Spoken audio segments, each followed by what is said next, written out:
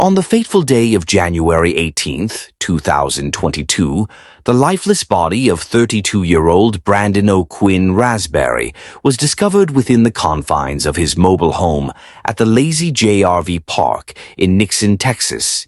He had suffered a fatal gunshot wound to the head. Following an autopsy, authorities established that his tragic demise occurred 2 days prior, on January 16th, leading them to classify the incident as a homicide.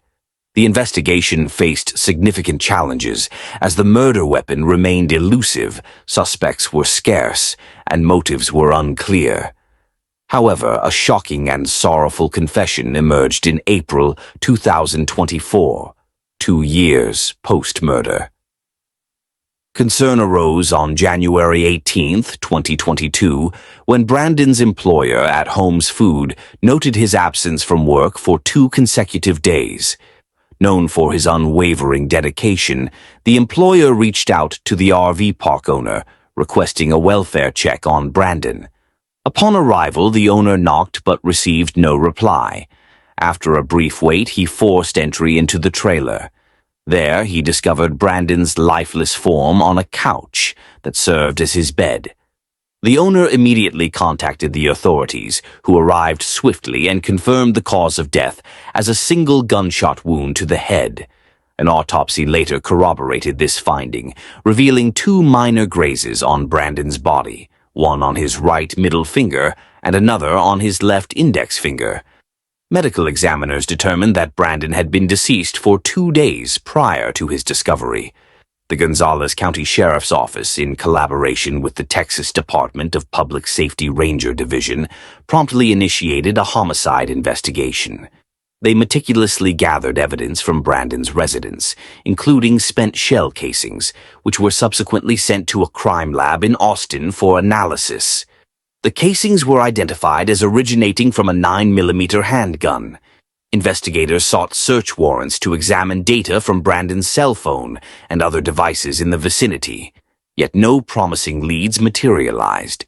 The investigation extended to the trailer park in search of any potential clues or evidence related to the murder weapon, but unfortunately, nothing was uncovered.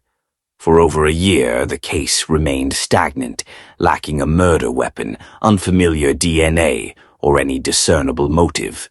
Interviews with other trailer residents yielded no useful information. The Gonzales County Sheriff's Office continued to solicit public assistance in solving the case, while the Greater Gonzales County Crime Stoppers offered a monetary reward for any tips that could lead to identifying Brandon's assailant. Their aim was to uncover even the smallest detail that might shed light on the events of that day.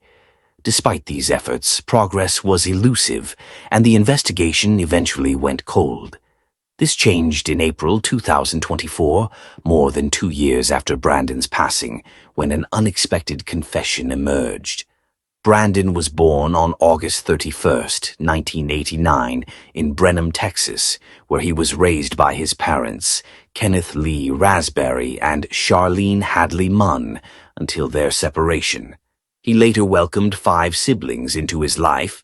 In 2022, he relocated to Nixon from Brenham, where he had been living with his mother and 2 children, Tyler and Bradley Raspberry. This move was prompted by a colleague's suggestion, and on January 12, 2022, Brandon settled into the Lazy J RV Park. He had recently acquired an RV and intended to commute to his job at Holmes Food, a poultry processing facility in Nixon. Unbeknownst to him, this marked the beginning of a tragic chapter. On April 12, 2024, law enforcement received a report from the Nixon-Smiley Consolidated Independent School District regarding a 10-year-old boy who had assaulted a classmate and made threats against him over a minor dispute. Authorities promptly arrived at the school to conduct a threat assessment, as teachers informed them that the child had been summoned to the principal's office following the incident on the school bus.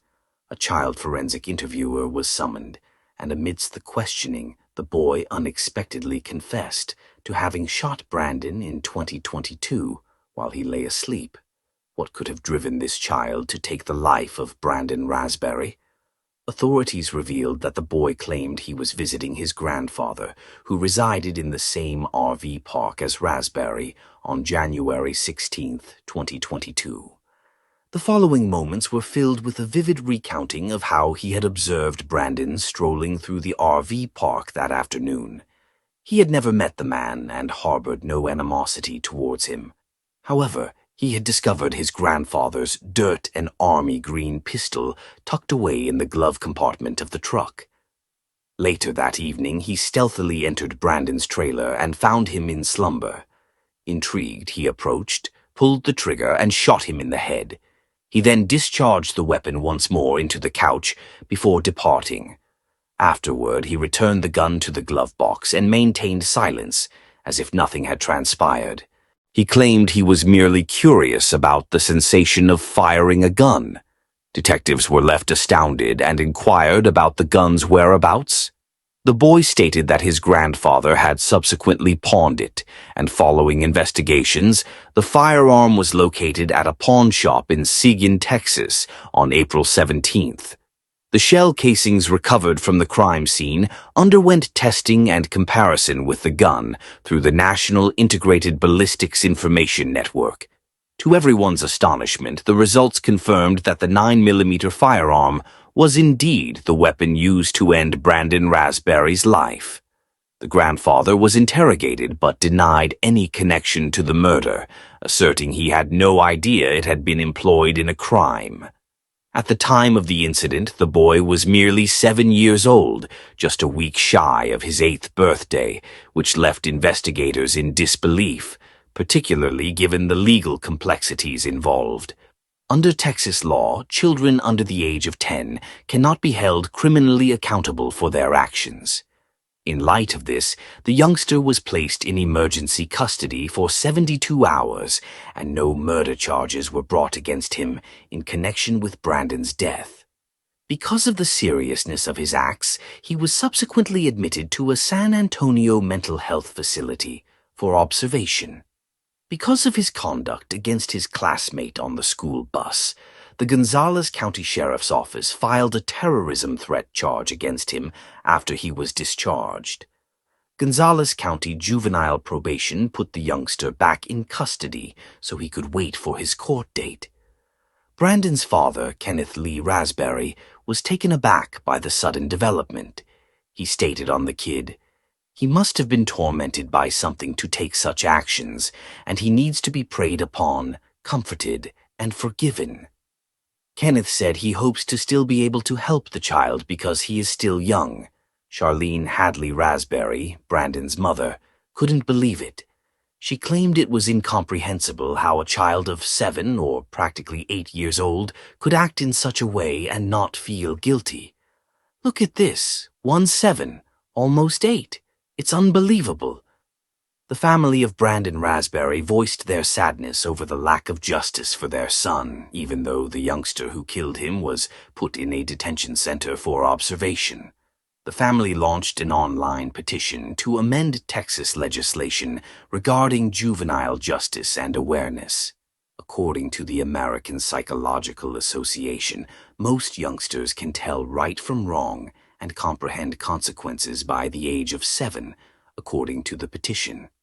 Hadley, who signed the petition, defended her choice by saying she thought the youngster ought to be held accountable for Brandon's murder. Jonathan, Brandon's brother, also voiced his dissatisfaction at the murder weapon's careless storage, which allowed a youngster to have access to it without consequence for an extended period of time.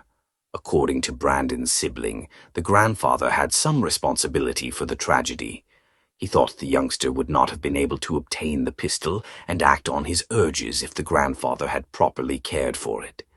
"We could make sure that someone never experiences this again by having this petition signed and handled in this way," Jonathan stated.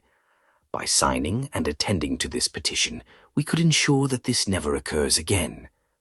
That a young man with his entire life ahead of him was killed by a preteen is incredibly tragic. The child's identity has been safeguarded, which makes sense, but you can't help but question whether that's the wisest course of action. In any case, Raspberry's parents want him to be recognized for his kindness and compassion. On September 12, 1993, the Claps family made preparations for a Sunday getaway at a cozy cottage in Tito, a peaceful town far from their bustling hometown of Potenza, Italy. Accompanied by their parents, Antonio and Filomena, was their 20-year-old son, Luciano. They eagerly awaited the arrival of their eldest son, 24-year-old Gildo Claps, and their younger daughter, 16-year-old Elisa Claps. The plan was for Elisa and her friend Eliana D. Silis to attend a church service in the town center before joining the rest of the family for lunch at the cottage. However, as time passed and the girls failed to return, Gildo grew increasingly concerned. Elisa was known for her punctuality and would always inform the family if she was running late. Soon after, Eliana arrived at the door, assuming Elisa had already made her way home.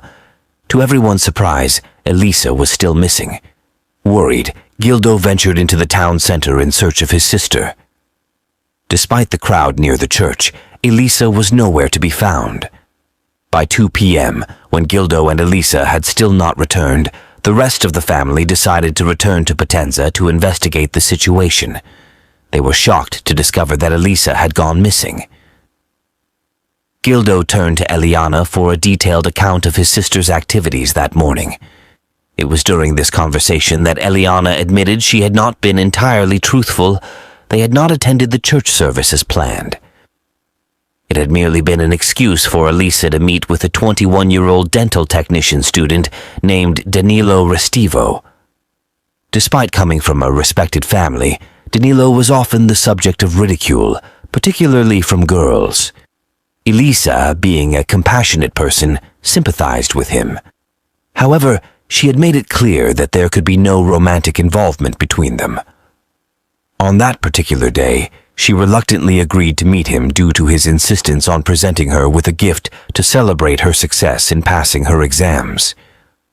Elisa and Danilo made arrangements to meet at the church precisely at 11:30 a.m. As the service concluded, Eliana patiently waited outside and unexpectedly bumped into another friend, Angelica. Unaware of Elisa's departure from the church, the girls assumed they had simply missed her amidst the bustling crowd. Since Danilo was the last person to have seen his sister, Gildo contacted him at home, demanding an explanation. Danilo clarified that their meeting lasted a mere 15 minutes, during which they conversed while seated at the altar. Subsequently, Elisa left the church while Restivo remained behind to engage in prayer, marking the final instance he laid eyes on her. Concerned by Elisa's prolonged absence, her brother Luciano personally visited Restivo. Danilo appeared visibly anxious and evasive in his responses. Luciano observed a substantial bandage on Danilo's left hand and inquired about its cause. Restivo explained that he had tripped at a construction site, resulting in the injury. He reiterated his lack of knowledge regarding Elisa's whereabouts. Elisa's family promptly reported her disappearance to the police, urging them to question Restivo. However, their plea was dismissed, and they were advised to return home and await Elisa's reappearance. Faced with uncertainty, Gildo returned to the church, only to find the door locked. He arranged for access and thoroughly searched the premises once more. Behind the altar, he discovered another locked door leading to the church's upper floor. Gildo requested access to this door as well, but was informed that only the priest, Father Domenico Sabbia, possessed the key. Unfortunately, Father Sabbia had departed for a spa resort for a few days. 2 days later, with still no news of the girl, the police finally interviewed Danilo. He claimed that Elisa was discontented at home and expressed a desire to flee to Naples, although he attempted to dissuade her from pursuing this idea. He maintained his account that she left the church after their brief conversation, while he remained behind. The mention of the gift for Elisa was omitted by him, but he did mention seeking her advice about another girl named Paola, whom he wanted to go out with. After their conversation, he made his way home through a construction site where he had previously been with Paola a few days ago. Unfortunately, he had a fall from an unfinished escalator and ended up cutting his hand. The detectives had doubts about the truthfulness of Danilo's statements for a few reasons. Firstly, he seemed surprisingly precise in his accounts. Secondly, there was no evidence to suggest that Elisa had any intentions of running away from her loving family. Lastly, it was unclear how he managed to only injure his hand and not break his glasses after falling headfirst from the under-construction escalator. The police decided to visit the Restivo family's residence and requested to see the clothes that Danilo had worn on that particular day. However, Danilo's father refused to cooperate without a warrant. As a result, the police left empty-handed, convinced that Restivo was concealing something, and proceeded to check his name in the database. It was discovered that he had previously encountered legal troubles at the age of 14 when he assaulted other boys he was playing with. But that wasn't all. Several months ago, 3 female students who lived near his house accused him of stalking. He seemed to derive pleasure from instilling fear in girls by making unsettling phone calls to their homes, describing their attire, or playing them terrifying music from the horror movie Profondo Rosso. Investigators were also informed about Danilo's peculiar habit of cutting strands of hair from strangers while using public transportation. Although the police had heard about these incidents, they unfortunately couldn't gather enough evidence to directly link Restivo to them. Meanwhile, news of Elisa Claps's disappearance rapidly spread across the country, and the family received numerous prank calls from individuals claiming to have the girl and assuring her safety. The police dismissed most of these calls, but a few messages mentioning the sighting of a girl in a white Fiat Uno caught their attention. Elisa's friend, Angelica, disclosed that another admirer of hers, a 20-year-old named Eris Gega, was spotted in the city center on that particular day. Eris had recently arrived from Albania with his family. When questioned by the police, Eris denied being at the church and provided the names of friends who could vouch for his whereabouts. However, his friends not only failed to support his alibi, but also stated that he was indeed in the city center on the day Elisa went missing. Adding to the suspicion, Eris drove a white Fiat Uno, the same type of car that multiple witnesses claimed to have seen Elisa in on the day she disappeared. Furthermore, one witness identified Eris as the driver of that car. The doubts surrounding Eris's involvement intensified when Elisa's diary, which was missing several pages, was found. Forensic experts managed to reconstruct fragments of those pages and discovered that some words were written in Albanian. Eris was subjected to further questioning, during which his account changed multiple times. At one point, he even alleged that Danilo Restivo instructed him to deny their acquaintance. Eventually, Eris was charged with providing false testimony. In December, an anonymous call was made to the police, with the female caller claiming to have seen Elisa in Rome. According to her, Elisa had been assaulted and forced into a white Fiat Uno. Towards the end of the call, the voice pleaded, "Please help her and help me." The recorded call underwent analysis, yielding astonishing results. It was revealed that the caller was Eliana, whose inconsistent statements had long raised suspicions among investigators. Similar to Eris, she was charged with giving false testimony. Although the possibility of Elisa running away from home couldn't be entirely ruled out, detectives gradually reached the conclusion that the girl was no longer alive and that Danilo was responsible for her disappearance. He might have coerced other acquaintances of hers into providing false information to the police, but since there was no body, they had no grounds to charge him or any other suspect with anything other than false testimony.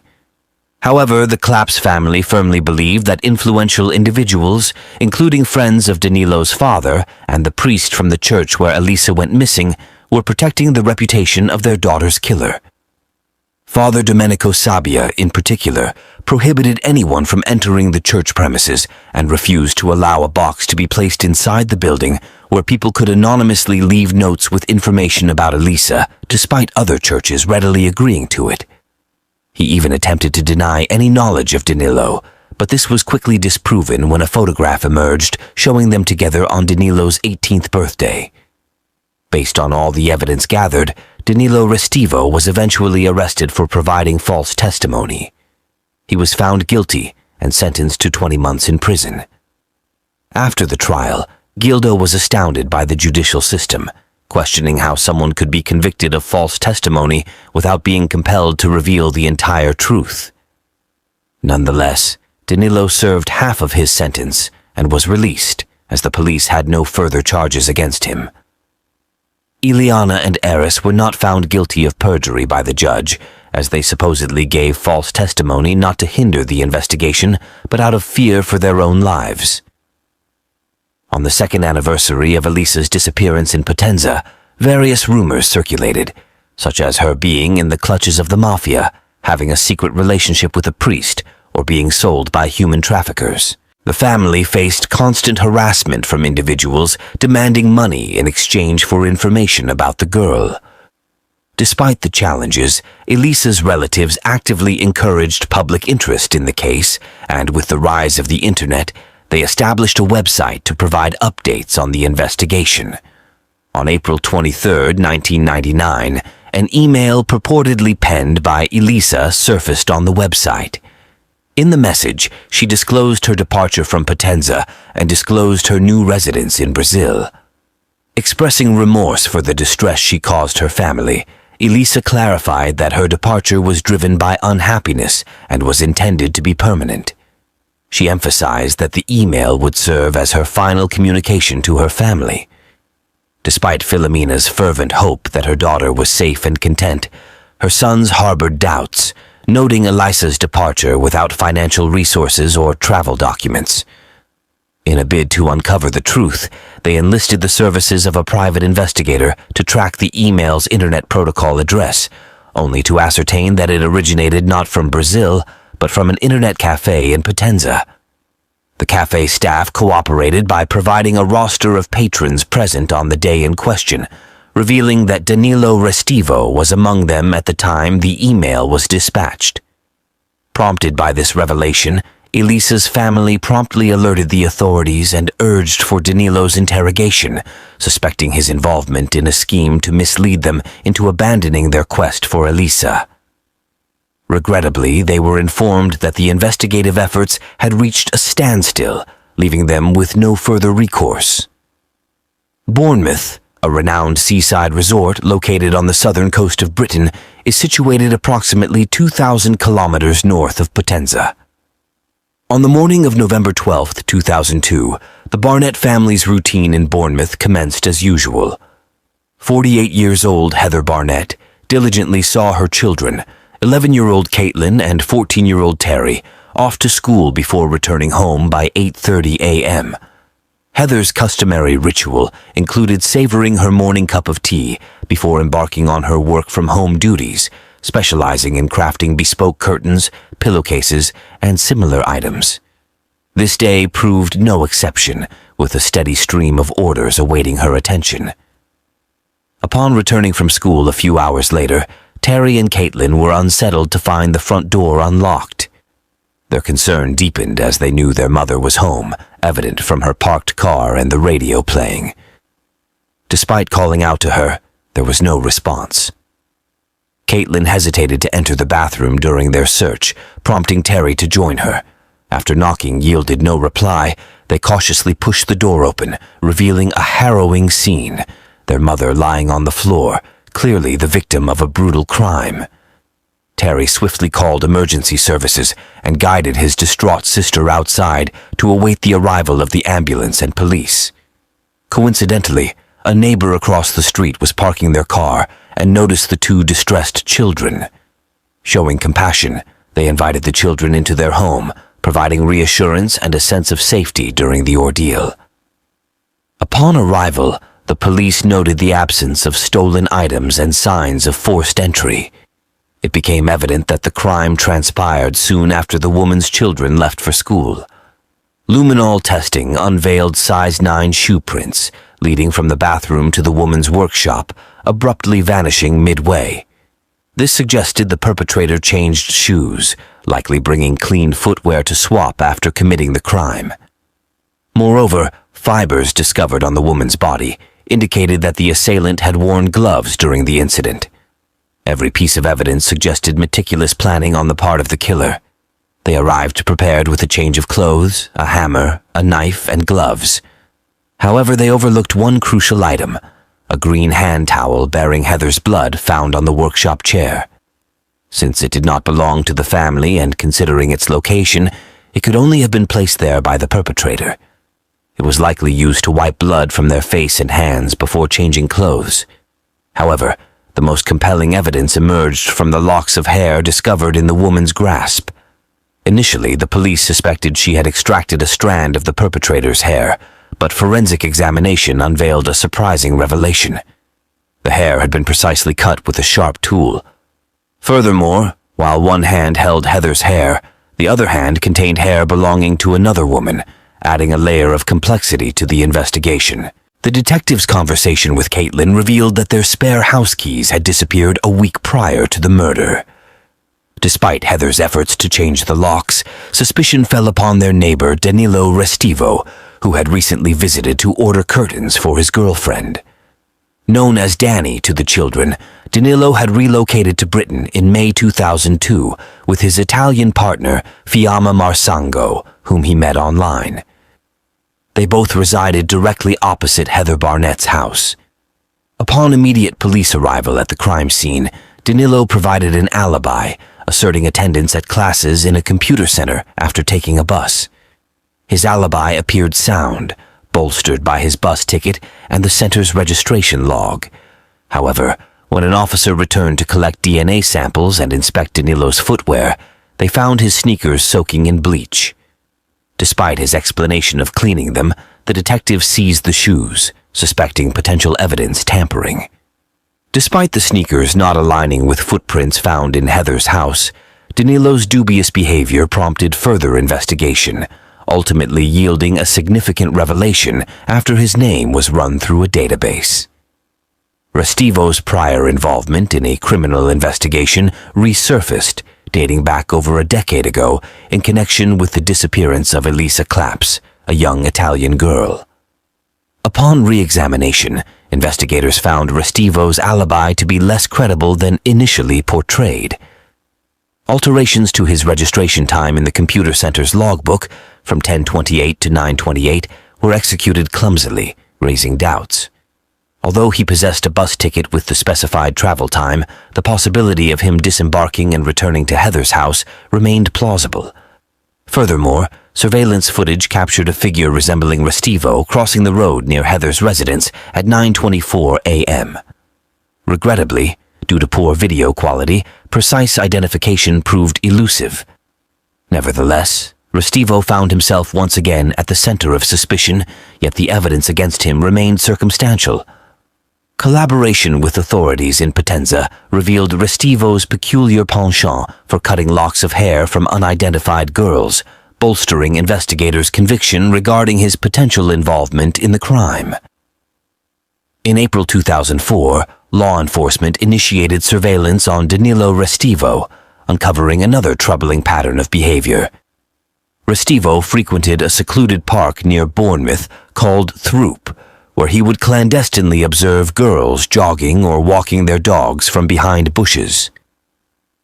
On May 12th, despite the warm weather, he was observed in the park wearing multiple layers of clothing, including waterproof pants, gloves, sunglasses, and a hooded sweatshirt concealing his face.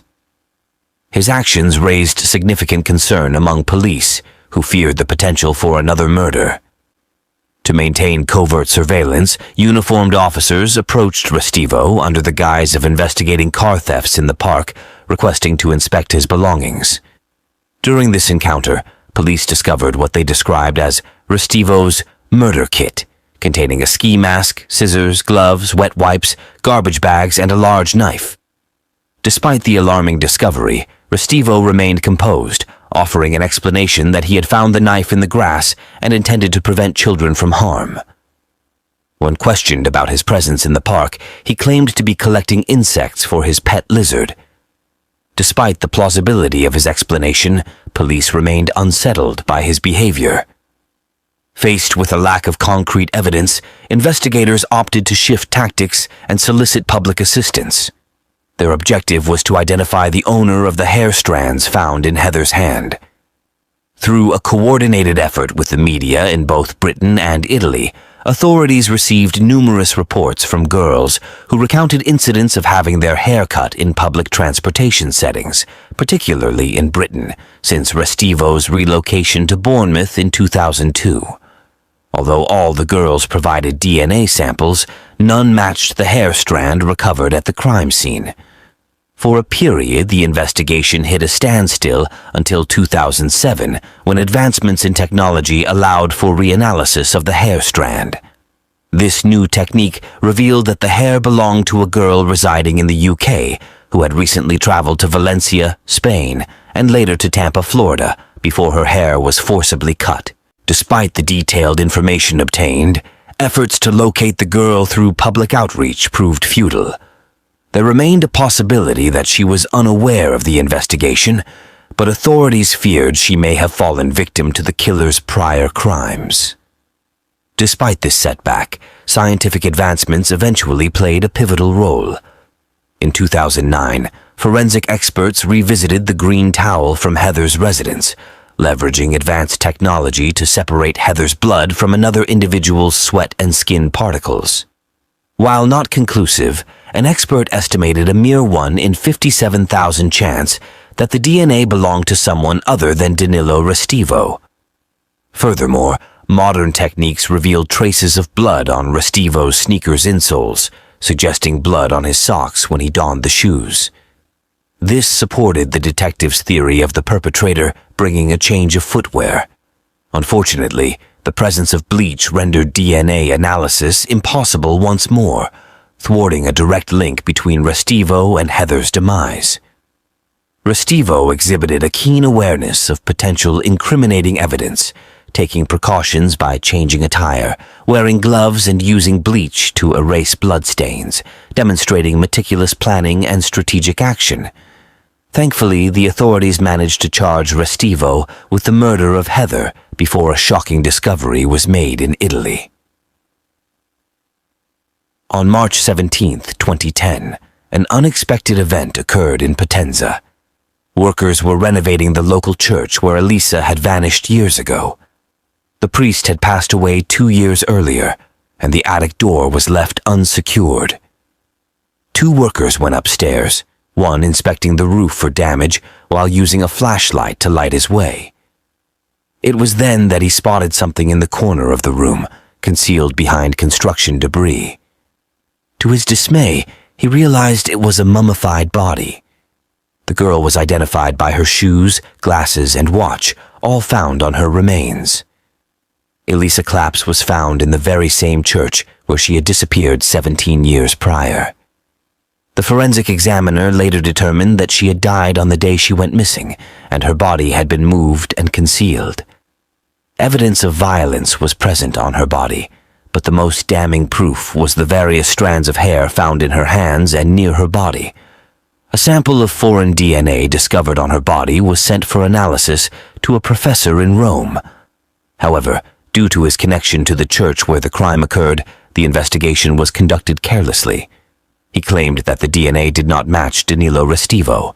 Yet upon re-evaluation by another laboratory, the DNA sample was a match to Restivo's DNA. The professor was suspended from his duties for 18 months, and Restivo was eventually apprehended on May 19, 2010. Following 5 hours of deliberation on June 30, 2011, the jury found Danilo guilty of Heather's murder. He was sentenced to life imprisonment with no chance of parole. Nevertheless, on November 21, 2012, he successfully appealed, resulting in the court altering his sentence for Heather's murder to a minimum of 40 years behind bars.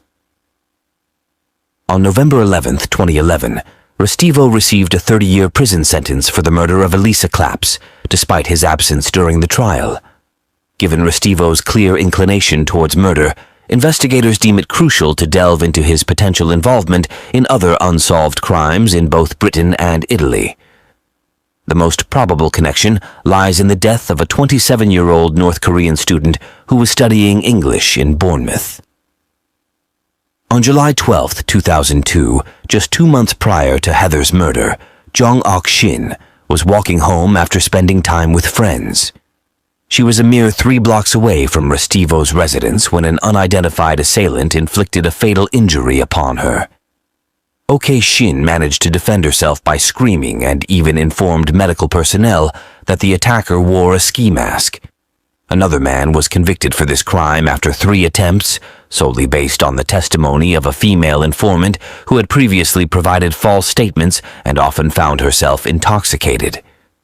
Her account was riddled with contradictions and failed to mention the ski mask worn by the killer. The physical resemblance between the 2 girls supports the theory of Restivo's involvement. Furthermore, the fact that the crime occurred on the 12th of the month, similar to the murders of Elisa and Heather, along with Restivo's visit to the park where his murder kit was discovered, suggests the significance of this date to him. The wound on Ok Shin's body matches the length of the knife found with Danilo in the park. Additionally, several strands of hair were found near Ok Shin, although a hair salon was nearby, making it challenging to definitively determine their origin. Legally, Ok Shin's case is considered closed, and Danilo Restivo has been officially charged with 2 murders. However, investigators firmly believe that there may be more victims.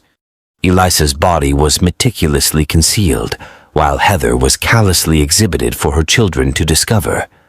Analysts suggest that this signifies a progression in the perpetrator, revealing an inability to cease his actions independently.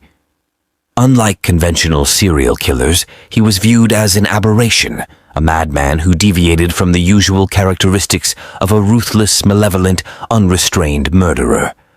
Rather, he was an individual who genuinely experienced regret and desired to be incarcerated indefinitely in order to avert harm to others. Despite his pleas for assistance, he received no response. On a pleasant summer morning on May 12, 1972, a fisherman set out for a walk through a marshy area near Winter Haven, Florida, with the hope of a successful catch.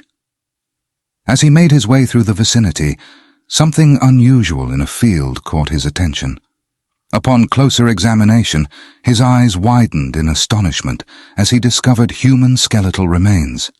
This unexpected find turned a serene morning into the beginning of a mystery that would trouble the town for the next 51 years. The fisherman promptly notified the local authorities in Winter Haven of his grim discovery.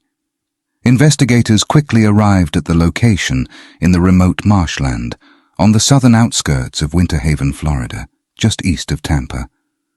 Once on site, they commenced the challenging task of identifying the remains and determining how they came to be in the water. Accompanying the investigators was a team of forensic experts who meticulously analyzed the bones. After a thorough examination, they concluded that the remains belonged to a male between 40 and 50 years old. The skeletal structure suggested that the individual had been robust, weighing around 180 pounds and standing approximately 6 feet tall. However, it was difficult to gather much additional information at the scene, as the man was found without identification, and forensic science in the 1970s was still in its developmental stages. To gain further insights, the remains were sent to the medical examiner for an autopsy to determine the cause of death. Meanwhile, the investigators remained at the location, diligently combing the area for further clues and evidence.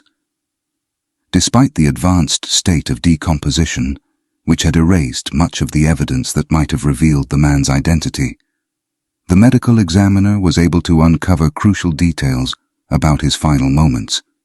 A forensic autopsy revealed that the man had sustained 2 gunshot wounds to the head, indicating a violent death and leaving no doubt that he had been murdered. However, a significant challenge persisted. The man had no distinguishing features, and there were no records that could immediately confirm his identity. This posed a formidable task for the investigators, who now had to unravel the mystery of his identity and the events leading up to his tragic demise, without any clear leads. While efforts to establish the victim's identity continued, investigators at the scene uncovered some belongings they believed to be the victims. They found a light-colored short-sleeved cotton shirt, dark blue trousers, leather dress shoes, and dark-colored socks. Despite these discoveries, the items did not provide any specific details that could assist in identifying the victim. The absence of advanced DNA testing technology at the time further complicated efforts to extract any useful genetic information from the clothing. Recognizing the potential for future advancements, they carefully preserved these items for subsequent analysis. Authorities then explored other avenues in their investigation, meticulously reviewing missing persons files in the hope of finding a match based on the victim's characteristics, but each attempt ended in frustration. They also reached out to the local community for information, interviewing residents near the remote area where the remains were discovered. However, no one had seen or heard of a man matching the victim's description, nor had anyone observed anything suspicious or unusual during that time. As the investigation reached a critical juncture in a final effort, they entered detailed information about the case into the National Missing and Unidentified Persons System under case number UP9508. This step was crucial as it aimed to utilize future advancements in technology and forensic science. It also served as a beacon, hoping that someone with knowledge about the victim would come forward and provide the key information needed to resolve the case. Despite persistent efforts by law enforcement, no new details emerged, leaving the community and investigators with lingering questions. Who was he? How did he find himself in such an isolated place? And most crucially, who was behind his murder?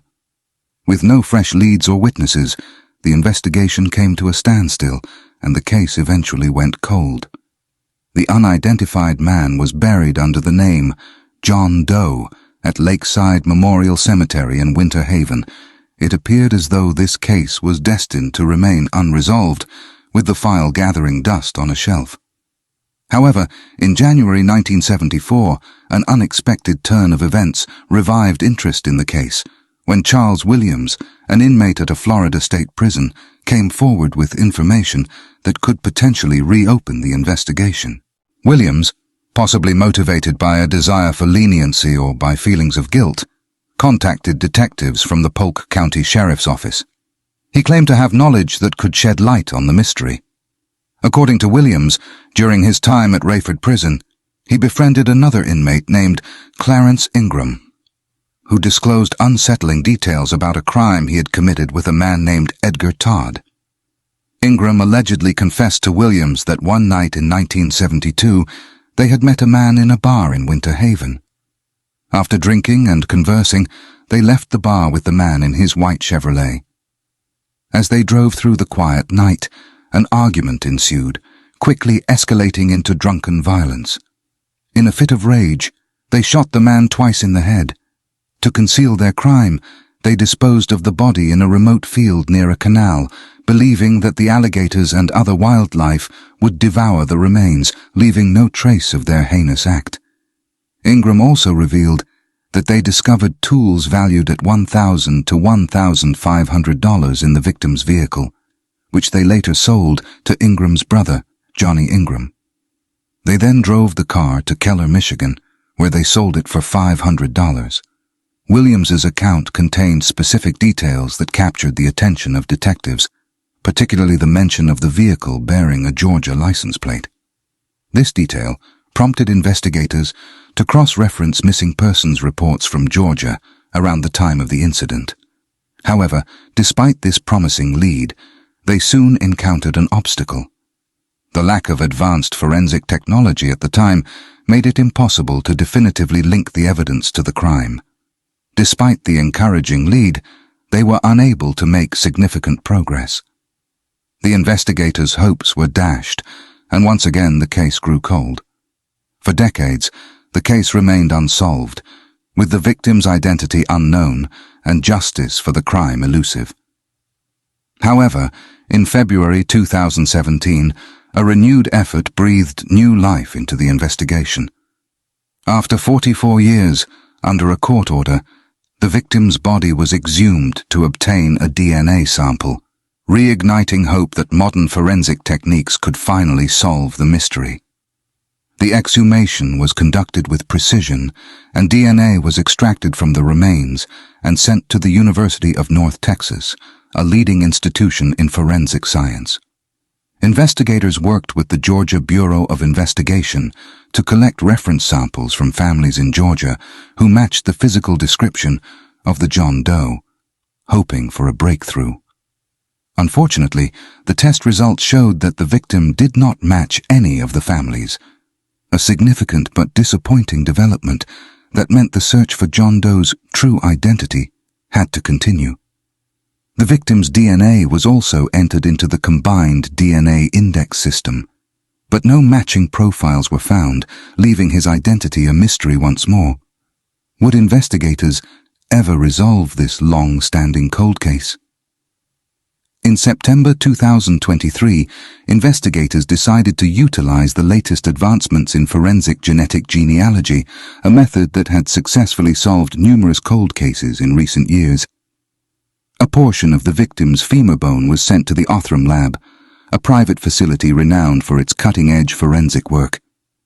The lab's analysis began with the meticulous extraction and sequencing of DNA from the femur bone.